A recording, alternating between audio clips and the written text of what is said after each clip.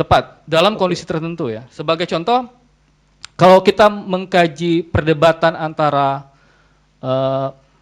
Herbert Leonard Adolphus atau Ella Hart dengan Dworkin, ada satu kasus yang kerap kali diungkapkan di dalam perdebatan dua tokoh hukum internasional ini. Itu kasus yang berkaitan dengan apakah kebijakan-kebijakan hukum di zaman Hitler itu dianggap sebagai produk hukum atau bukan.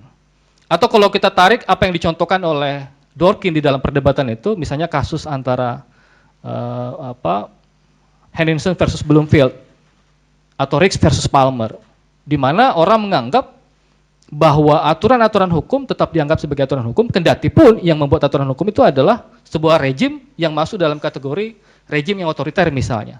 Tidak memberikan ruang partisipasi yang cukup bagi publik, mengambil kebijakan-kebijakan tanpa pendapat publik dan sebagainya. Menurut Hart, itu tetap dimaknai sebagai sebuah hukum, tetapi bagi Dworkin, itu bukanlah sebagai sebuah hukum, karena makna sebenarnya dari hukum itu adalah cara kita mengantarkan keadilan bagi kepentingan rakyat banyak, dan itu tidak kita dapatkan di dalam contoh yang diberikan, yaitu soal kasus di Jerman dan lain sebagainya.